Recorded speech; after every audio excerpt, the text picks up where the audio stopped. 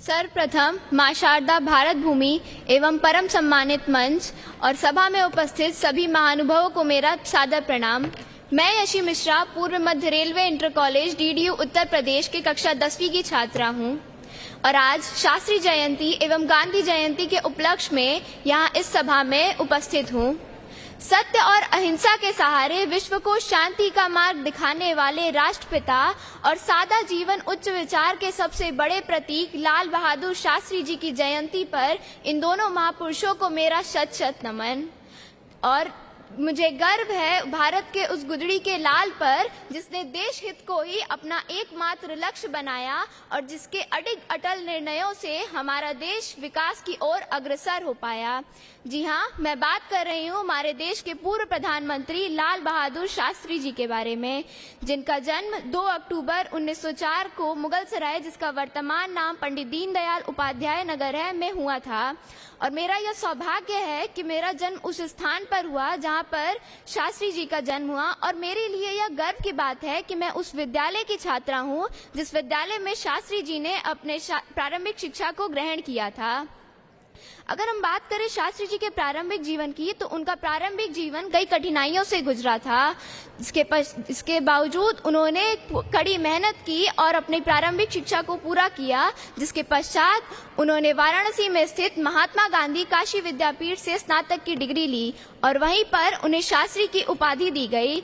और उन्होंने शास्त्री को अपने उपनाम के रूप में स्वीकार किया, क्योंकि जब वे केवल 12 वर्ष के थे तो उन्होंने अपने उपनाम श्रीवास्तव को अपने नाम से हटा दिया था, क्योंकि वो एक बात समझ चुके थे कि अगर उन्हें अपने देश को आजाद कराना है तो सर्वप्रथम वर्तमान समाज में फैली इस जातिगत व्यवस्था को खत्म करना होगा। और इसी मुहिम की शुरुआत उन्होंने खुद से की और अपना उपनाम श्रीवास्तव को केवल 12 वर्ष की उम्र में अपने नाम से हटा दिया।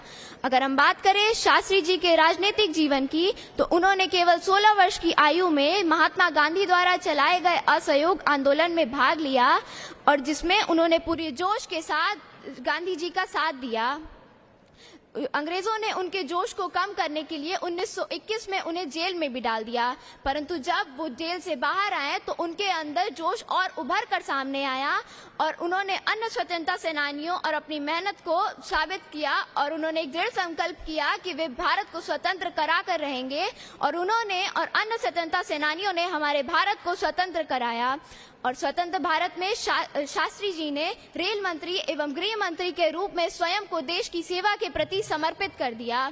और इसके पश्चात 1964 में चुनौतीपूर्ण परिस्थितियों में वे भारत के प्रधानमंत्री बने। उस समय भारत खाद्यान्न की कमी, बीमार कृषि और अन्य औद्योगिक कठिनाइयों से जूझ रहा था, परंतु उस वक्त शास्त्री जी ने एक दृढ़ निश्चय किया कि वे अपने भारत देश को आर्थिक आत्मनिर्भरता के मार्ग पर लेकर आएंगे और उन्होंने अपने इस संकल्प को पूरा करने के लिए हरित क्रांति और श्वेत क्रांति जैसी योजनाओं को लाया और उन्होंने अपना इस संकल्प को पूरा भी किया।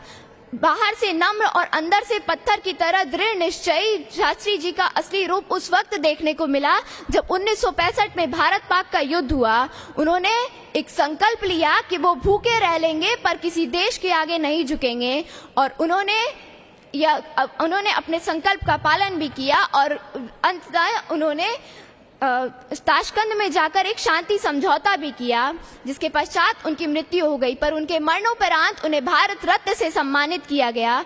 और जब ये जंग चल रही थी तो उन्होंने एक नारा दिया था अपने किसानों और जवानों का हौसला बढ़ाने के लिए, जय जवान जय किसान। और इसी कड़ी को आगे बढ़ाते हुए 1998 में हमारे देश के पूर्व प्रधानमंत्री स्वर्गीय अटल बिहारी वाजपेयी जी ने इस कड़ी में जय विज्ञान को जोड़ा और उसके पश्चात 2019 में एक उद्घाटन समारोह में हमारे देश के वर्तमान प्रधानमंत्री श्री नरेंद्र मोदी जी ने इसमें जय अनुसंधान को जोड़ा। और अपने भाषण के अंत में मैं यही कहना चाहूंगी, जय जवान जय किसान जय विज्ञान और जय अनुसंधान। धन्यवाद।